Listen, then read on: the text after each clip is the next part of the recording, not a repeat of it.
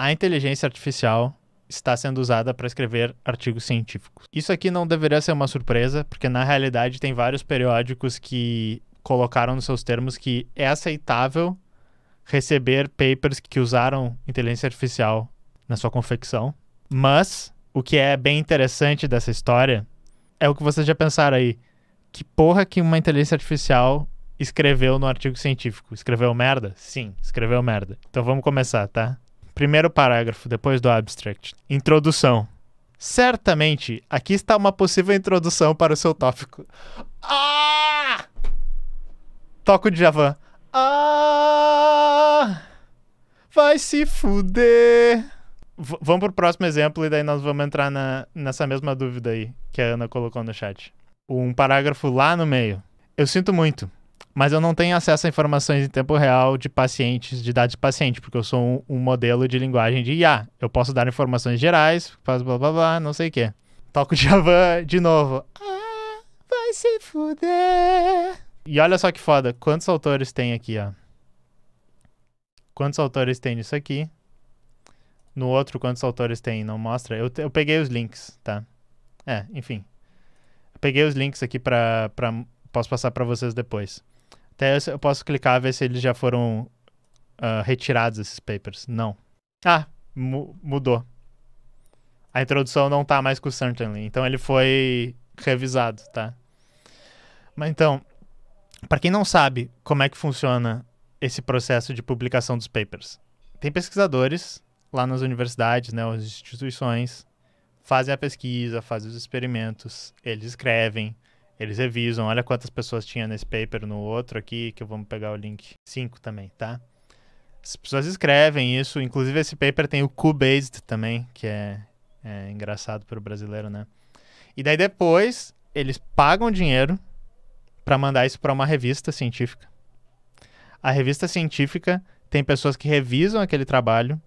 Se o trabalho tiver problemas, eles não publicam e sugerem, né, mudanças e volta, e daí a pessoa tem que mandar de novo. E daí o trabalho cai dentro da revista. E como é um processo formal e que tem todos os ritos e todo esse precisa se passar por todas essas etapas, né?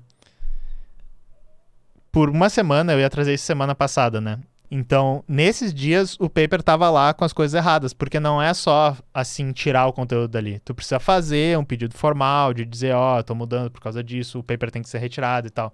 Então foi hilário que todo mundo tava falando, olha lá, o paper tá escrito por modelo de inteligência artificial, tá com esses erros crassos, e tava lá, tu clicava, ele tava lá. Uma pessoa não podia só dizer, tipo, porra, deleta esse PDF, tira o link desse PDF. Então, isso tem muito, muito, muito a ver com o que a gente já vem falando aqui direto, que como esses modelos têm sido usados no nosso sistema, que cobra uma produtividade, que cobra uma maior substituição, né, do trabalho humano, que é difícil, que é demorado, que tu precisa ter uma pessoa que tem sentimentos, que se alimenta e tal, e tu quer substituir isso por uma máquina que só tá mandando ver e fazendo o máximo de palavras por segundo possível.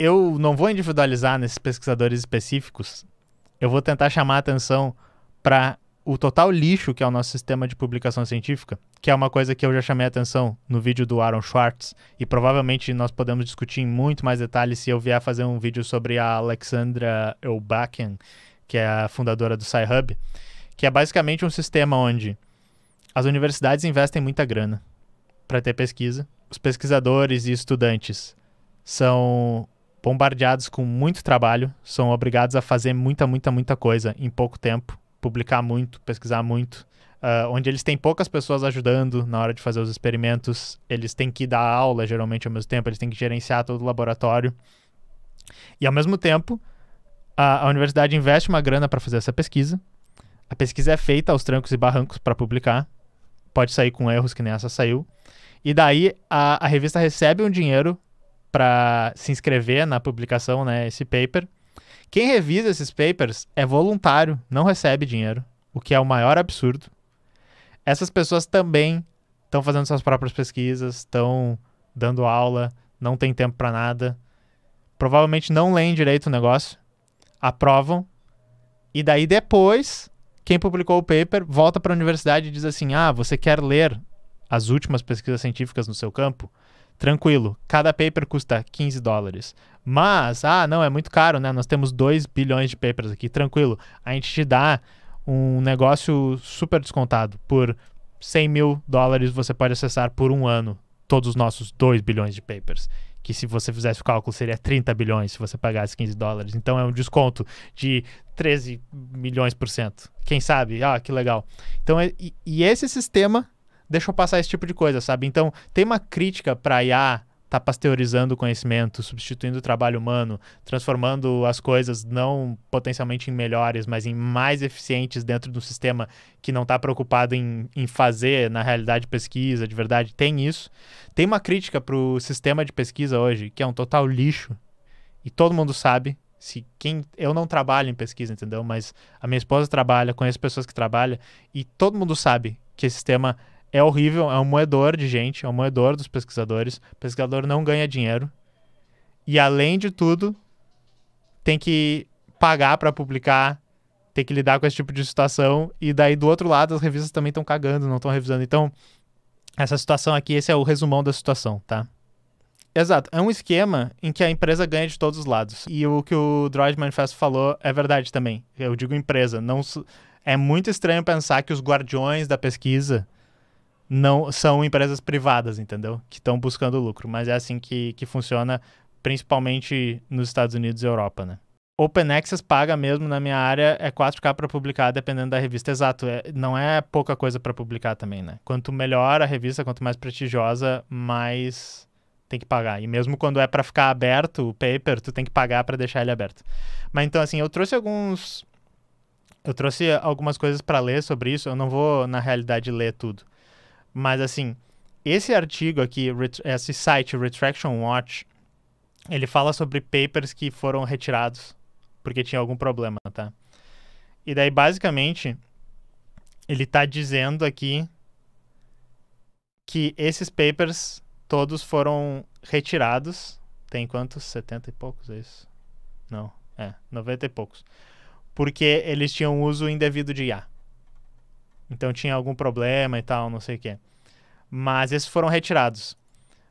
O que eu tentei fazer na época, e eu achei esse artigo muito bom, basicamente fazendo a mesma coisa, era dizer assim, será que foram só esses dois que estavam com uma coisa de IA?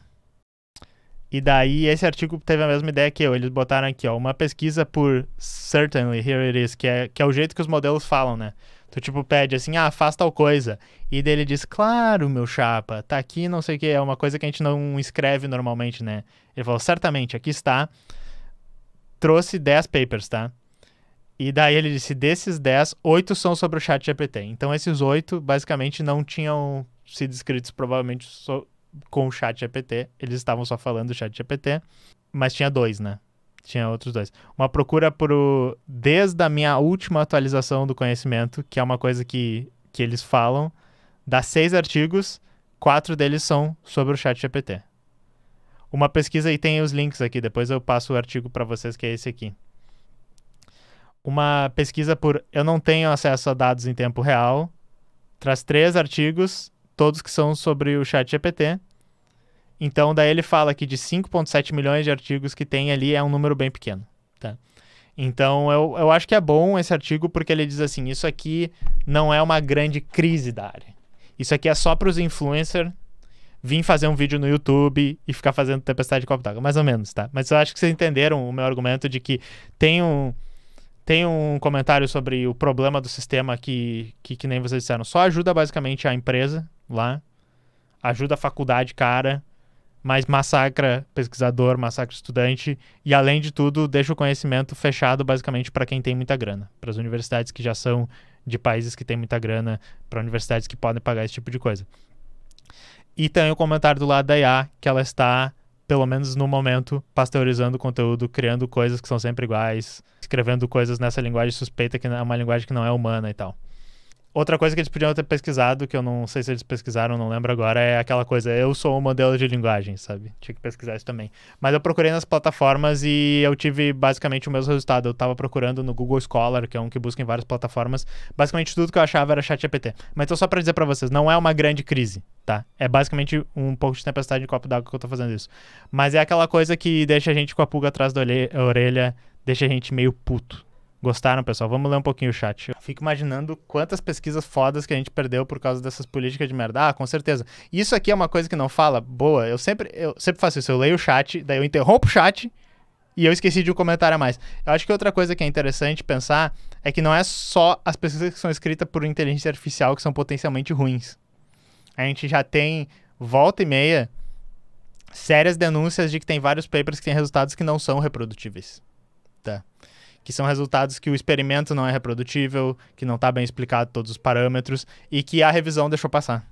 E que as pessoas às vezes citam em outros papers e daí isso cria um ciclo de desconfiança de potencialmente em que a gente está quebrando, né, o processo científico. Isso é uma coisa que eu acho que é importante a gente pensar, porque é uma coisa que também me ajudou muito a me radicalizar para a questão da política, ser mais radical politicamente. Isso aqui é um problema na nossa maneira de organizar a produção, de novo, na nossa maneira de organizar a produção do conhecimento. Por causa desse problema, nós estamos corrompendo, isso aqui não é papo de teorista de conspiração, nós estamos corrompendo as fundações da ciência. Nós podemos ter uma meta-análise que está citando vários estudos que estão com resultados errados, que não estão falando dos resultados corretamente. Claro, a meta-análise de preferência é achar isso. Mas ia descobrir, não, ó, esse paper aqui eu não posso citar, eu não posso confiar nesses resultados porque é meio estranho, mas daí tá plantada a semente da desconfiança, sabe? Então eu acho que é por isso eu digo que eu me radicalizo, porque tipo assim, olha, enquanto a ciência for feita nesse modelo que visa o lucro, nesse modelo que é excludente, nesse modelo que tem um polo que é um imperialista de conhecimento, que é os Estados Unidos, que é a Europa, e que eles meio que produzem a maior parte do conhecimento, cobram para acessar o conhecimento, a gente vai ter esses problemas. E isso não é um problema de, pesquisadores, por favor, façam o paper certo. Não é isso. É um problema da maneira como a gente produz. Faz sentido? Procurem por Robert Maxwell Nature Magazine. Eu não sei o que é. Já me diz o que é. Ué, mas inovação não vem do capitalismo. Isso me lembra também a pergunta lá. O Ian foi no podcast aquele lá, o Ben-Hur, né? E daí ele perguntou, o Ian matou a pau num exemplo lá. O Bento perguntou, mas sem o incentivo financeiro, como é que a gente vai fazer qualquer coisa? Eu tipo, porra, cara, tu tá falando de incentivo financeiro pra pesquisador. Os caras trabalham. Às vezes sai umas cagadas, assim, porque realmente, tipo, é muito trabalho. Às vezes a pessoa é obrigada a fazer uma coisa que ela não entende tanto. Um pesquisador mais ali, que não se importa muito com a questão ética, manda os estagiários fazer tudo, manda os iniciação científica escrever tudo. Aí tu vai me dizer que eles estão buscando lucro, entendeu? Não, não é bem lucro. Existem dinâmicas estranhas, políticas estranhas, questões de poder interno lá, existem brigas, sabe? Todos os problemas, mas tudo isso, a produção de científica, que realmente avançou a gente, que, por exemplo, nos ajudou a fazer as vacinas durante a pandemia, que sabe que movimenta a internet, que movimenta a medicina e tal, ela acontece e quem tá ganhando dinheiro não é o pesquisador, é isso que eu queria dizer. Tá, e uma crítica que eu concordo com o Nicoleles. Teremos um futuro sem futuro, enquanto tudo que for feito se baseia somente no passado quando se fala de IA. Eu não sei, pode crer. Eu queria dar crédito pra uma pessoa, não lembro seu nome, mas uma pessoa botou um comentário legal num vídeo sobre IA, que é tipo, eu não gosto dos vídeos de IA. Eu acho que é no vídeo que eu pergunto se as pessoas gostam de vídeo de IA. Porque metade do conteúdo é muito hype, que eu concordo, eu sempre falo, e faz as pessoas brigarem muito sobre os significados das coisas e discordarem. E eu acho que tem razão, esse tipo de coisa de, tipo, se a IA criar algo novo, se a IA criar arte, se a IA vai substituir o trabalho e tal. Eu tô sempre tentando falar de resultados práticos, eu tô sempre tentando falar de como isso vai afetar a realidade, e daí muita gente fica brava comigo porque diz assim, mas isso não é humano, inteligência humana. Isso não é substituição do trabalho. Isso não é não sei o que de verdade. Esse conceito está errado. E daí eu me desanimo um pouco de falar nesses vídeos, entende? Mas acho que, enfim, a gente tem que discutir. Tentem levar isso a sério. Fedozinho. Que recomendaria para alguém que quer trampar na área tech e ter tempo para militância e segurança? De não ser demitido. Não use seu nome real. De repente isso. Se organize, mas tente não usar seu nome real. Se eu pudesse, uma coisa que eu faria era ter criado uma presença na internet totalmente dissociada da minha identidade real. Que é um projeto que eu teria que ter começado há 20 anos atrás. Eu acho que seria bom. Eu acho que é uma alternativa legal. Tipo, por exemplo, uma época o Normose fez, sabe? Hoje a gente sabe que ele é o Kenji e tal, mas ele tinha uma identidade totalmente separada. Não me empolgo muito em aprofundar o assunto de pode crer. Não, Droid Manifesto não me deixou desanimado. Entende que eu tô só falando que é uma dinâmica muito comum que acontece e eu pergunto pra vocês se vocês acham isso. Porque realmente é um assunto... os assuntos mais chatos de falar em live, de falar em vídeo, é quando eu tento trazer uma coisa pra vocês e vocês meio que não... ou seja, as pessoas onde que chega o vídeo não respondem pro vídeo. Então essa questão da IA, eu tô falando em como a IA pode vir a substituir os trabalhos e como isso vai ser uma questão nessa indústria. Aí as pessoas ficam assim, mas o profissional vai se adaptar e ainda vai ter emprego pro bom profissional. E a IA nunca vai substituir o trabalho que é feito com amor e não sei o quê. E esse tipo de comentário me desanima um pouco, porque me parece que a pessoa não assistiu o vídeo ou assistiu e entrou por uma orelha e saiu pela outra. Eu sei que existe a questão da discordância e tal, mas se você acha que é bobagem, que a IA não vai substituir o trabalho, não tem nem como tu engajar com o meu vídeo. É basicamente isso que eu queria dizer, tá? Mas é isso aí. A ciência é séria demais pra deixar a IA fazer sozinho uma imagenzinha. Então, eu concordo, Vitor, mas eu acho que a gente... Olhando isso, não podemos moralizar e dizer que a culpa é desses pesquisadores, porque eu acho que muita gente está usando IA e deve ter erros que estão entrando aí, que estão passando batido, e tem muitos erros que não são gerados por IA, que são gerados por cansaço, que são gerados por negligência mesmo, são gerados por correr a pesquisa científica, e que a gente também está incorrendo neles, sabe? Eu acho que o problema é muito maior, eu acho que é isso que eu quero dizer, tá? A maioria das pessoas não consegue compreender um mundo diferente do que ela vive no presente. É tipo isso, Inter, eu acho que tem isso também, mas eu acho que existem discussões erradas. Inclusive, tem um artigo muito bom, já que a gente estava falando sobre artigo, sobre ciência, um artigo que abriu minha mente para bastante coisa sobre quando eu tinha, digamos, uma fé demasiada no método científico e como a ciência era, digamos, a melhor maneira da gente avançar. Eu não estou dizendo que não é uma ótima maneira e talvez, quiçá, não é a melhor maneira, mas eu tinha digamos, fé em demasiado na corretude do método científico. Tem um artigo do Bruno Latour, que é a crítica da crítica, por que a crítica perdeu a força, uma coisa assim. Why critique has run out of steam. E uma das coisas era positivista, exatamente. Obrigado por usar a palavra correta, que eu sempre adoro como o chat às vezes é muito mais didático que eu. E esse artigo é muito bom, porque ele diz assim, olha, as pessoas ficam discutindo muito se as pesquisas de aquecimento global, elas são 99% de consenso, 93% de consenso, se essa pesquisa está com os dados corretos, se ela foi feita com a metodologia correta.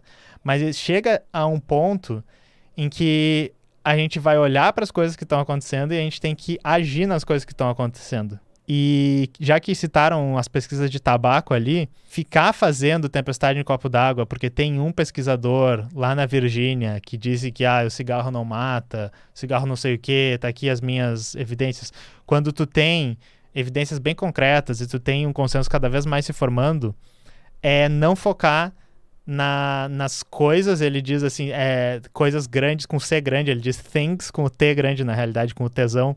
É não focar nas coisas que importam, que ele chama de coisas com C maiúsculo, e focar nas coisas que não importam, que são as coisas com C minúsculo. Que é o que na programação o pessoal chama do bike shedding, por exemplo. Que é ficar discutindo sobre otimizações que tu nunca vai usar, ficar discutindo sobre qual é a melhor tecnologia numa coisa que tem a ver com 1% do projeto, sabe? Tu precisa ter uma certa priorização, que para mim é uma coisa que me atrai para o método marxista, para o materialismo histórico dialético. Tu precisa ter uma certa análise de assim, tipo, o que importa? O que afeta a materialidade? Vamos focar nisso, entendeu? E várias vezes o que me frustra, às vezes de trazer alguns assuntos, é que muitas pessoas dizem assim, eu entendi o que tu trouxe, mas vamos focar nesse assunto que, na minha opinião, é totalmente aleatório e não tem nada a ver, entende? E estou sendo hipócrita porque eu trouxe um alfacinho, umas coisas engraçadas antes, não foquei em assuntos importantes, talvez. Mas é a minha estratégia de divulgação, vou se fuder, sabe? Então fica a crítica pra vocês aí, Bruno Latour, porque a crítica perdeu a força. Eu acho que esse é o nome do texto, tá? Não, com certeza tem que estudar tudo, tá, Len? Mas eu acho que eu estou fazendo a crítica aqui ao positivismo nesse sentido, porque eu acho que é muito importante. Teve um momento que eu me achei percebendo isso, percebendo que tu pode seguir o método científico pra sempre e não chegar a lugar nenhum, entende? Eu acho que é isso daí. Eu falei isso quando eu fui na live do Pedro, que é basicamente assim, a ciência ela pode nos dar um método, ela pode nos dar fatos, ela pode nos ajudar a criar modelos, mas vai ter uma hora que a gente vai ter que tomar algumas decisões sobre o que a gente vai focar, o que a gente vai fazer, e essa decisão ela não vem da ciência. Eu acho que ela precisa vir por exemplo, da tua ideologia política como o marxismo. Se tu achar que ela vem totalmente técnica da ciência, na realidade tu tá seguindo uma outra ideologia e tu nem sabe. Adorei a frase da Len. Pesquisador no Brasil precisa ser revolucionário. É exatamente isso que eu tô dizendo. O médico precisa ser revolucionário. O programador precisa ser revolucionário. O psicólogo precisa ser revolucionário. O pesquisador tem que ser revolucionário. Porque sem isso a gente vai ser para sempre um escravo do capitalismo, fazendo sempre o que a gente não quer. E se a gente quiser ter a liberdade de fazer realmente o que a gente quer, fazer a pesquisa de verdade, fazer a pesquisa séria, fazer os nossos programas open source legal, que é o próximo tópico, nós precisamos ser revolucionários. É isso aí, pessoal.